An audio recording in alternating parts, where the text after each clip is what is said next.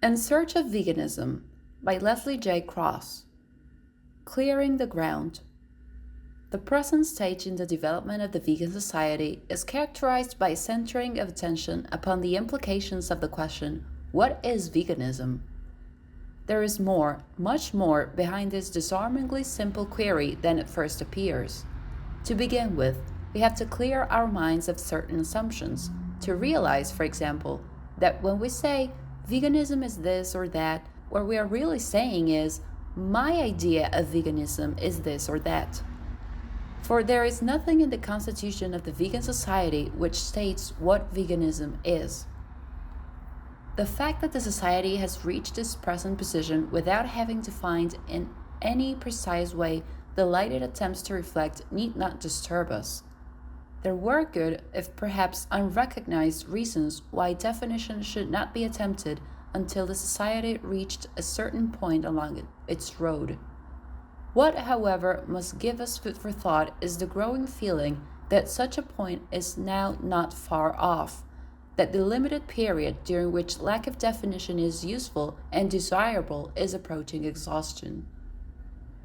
The way in which our movement may be provided with an agreed definition is, of course, by the majority consent of an annual or special general meeting, and by the inclusion of that consent in the form of a short definition, either as one of the society's rules, or as a preamble to the rules, or by some other constitutional device.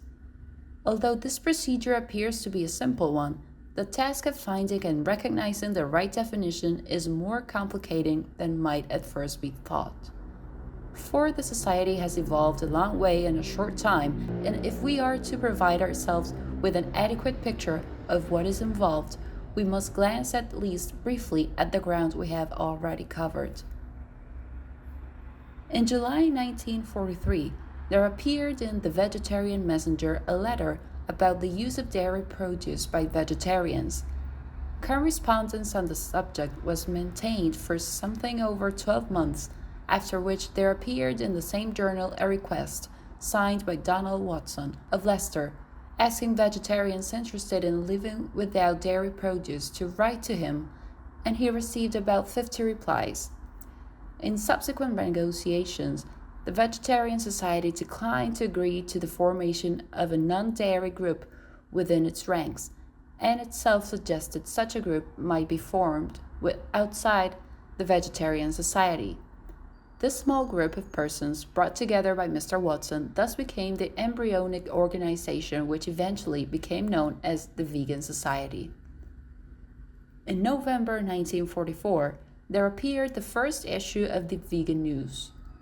The organization had a few dozen members, and the word vegan had just been adopted by Mr. Watson as one suggestion for the name of the new group. As a matter of passing interest, other suggestions included dairy ban, all vegan, vegan, benvor, belvor, and some complicated titles like total vegetarian group, which should indeed feel relieved at the final choice. The editorial of the first Vegan News stated, "We can see quite plainly that our present civilization is built upon the exploitation of animals, just as past civilizations were built upon the exploitation of slaves." This was an early hint that non-dairy vegetarianism was destined to be no more than one part of the general philosophy of the new movement. The third issue, in May 1945, stated that veganism was the practice of living upon fruits, nuts, vegetables, grains, and other wholesome non-animal foods. It would perhaps have been more accurate to have said, not that veganism is, but that it involves living upon such foods. The fourth issue, in August 1945, stated, "The object of the Vegan Society is to oppose the exploitation of sentient life, whether it is profitable to do so or not." This is a considerable widening of the original non-dairy motivation. The Vegan Society was formed in the constitutional sense on March 15, 1947, when a special general meeting adopted for the first time a set of rules. There was, however, still no attempt to find an agreed definition of veganism. Rule 2 which laid down three of the many possible aims of the society, was and is quite silent about many other aims which might equally be regarded as being vegan. The stated aims refer only to diet, commodities, and the spreading of vegan teaching. They do not mention other aims which might equally be regarded as being vegan. Such aims, for example, as opposition to hunting, vivisection, performing animals, and the castration and enslavement of animals for transport and other work. Above all, they are not, nor do they pretend to be, a definition of veganism. The vegan society is therefore, to the present day, a group of persons who have come together in response to an intuitive stimulus which has not yet crystallized into words. Although the immediate cause of the emergence of veganism was the compelling desire of a few persons to make their vegetarianism logical, non-dairy vegetarianism was, in fact, no more than the trigger that released veganism into the world of everyday affairs. The omission of a binding definition of veganism at that date was a historical necessity if it was to have the time it needed to emerge in completeness and strength. It is, however, when we turn away from the past, but without forgetting it, that we are compelled to consider whether the critical point in time at which the entity veganism may be said to have emerged fully is not close upon us. If it is, then the conclusion that a definition is now necessary is inescapable. For the society will be approaching one of those crossroads which every evolutionary organization finds itself approaching from time to time. Of the roads ahead, one will be the road of an indefinite veganism, depending for its meaning upon a host of individual interpretations unchecked and uncheckable by any agreed standard definition.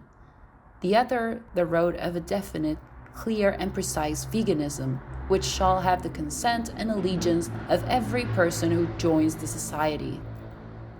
The looseness of organization, which has so far characterized the vegan movement, has no doubt been the right type of organization for the early stages of a movement which seeks to express so new and so vital an idea as that which does undoubtedly lie behind the name vegan.